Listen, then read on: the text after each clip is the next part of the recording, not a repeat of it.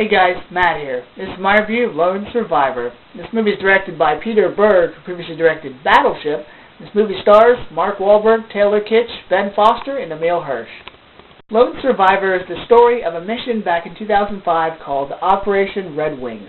And this movie primarily focuses on 4 men involved, played by Mark Wahlberg, Ben Foster, Taylor Kitsch, and Emile Hirsch.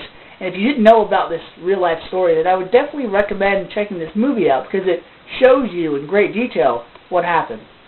The best way I can describe this movie is if you were to take active Valor and the Alamo, put them together, you get Lone Survivor. This was an intense tribute. And when I say that, I mean this was Peter Berg's salute to the fallen men and women and those that still serve our nation to this day. And it was intense because these men went to hell and back to try to achieve their mission. The trailer to this movie first came out, I saw that it was action and military, Mark Wahlberg and Ben Foster. And then when the title of the movie appeared, I was like, okay, Lone Survivor, I probably know where this is going, but I'm going to check it out anyways. And I saw that Peter Berg was directing it, and I got kind of nervous. But I saw the movie, and honestly, besides the shootout and the fighting for your life scenarios in the movie was enjoyable, and it was a lot better than Battleship. The real heart of the movie and the meat of the action was in the shootout scenes.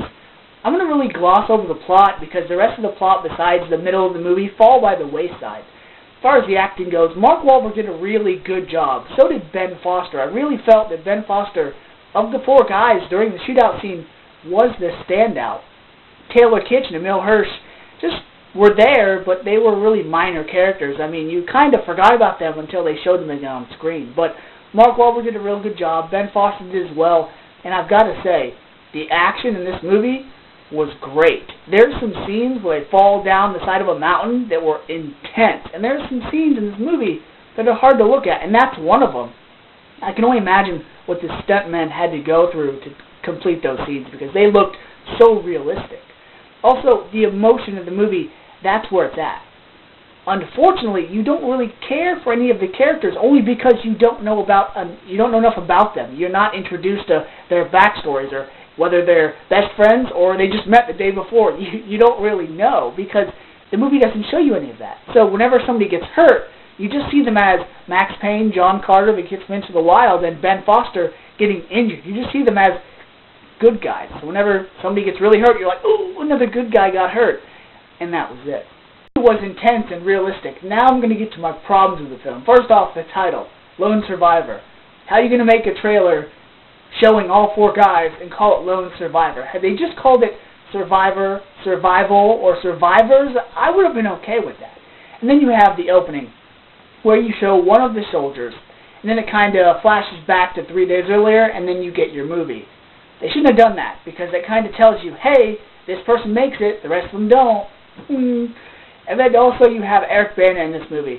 Now, I don't know if Eric Bana just wasn't busy and needed work, or they wanted a familiar face to play this role, maybe both. But Eric Bana's character, was there and seemed important, but then when something happened to him and his crew in a helicopter, it just kind of felt like it didn't really mean anything, because the movie primarily focused on these 4 men. And granted, they do show a tribute at the end, and they do show text and words, showing honor to these fallen men, but it focused primarily on the 4 guys, so it seemed like that was all we were supposed to care about. And those factors, the only other problem I had was, besides the shootout scenes, and besides Peter Berg, showing scenery, whether it's mountains or the sunset sky or what have you, a lot of the shots only lasted a few seconds, so that kind of dizzying, because you'd show one person do something really quick, and then to go to another one, and another shot, and another quick shot, and it just got kind of ridiculous. So, because this movie was intense, and it was a nice tribute, not the greatest, but I felt that Peter Berg's heart was in this movie, and that's all that matters. The acting was really good, and you really were glued to your seat the entire time these men were being shot at.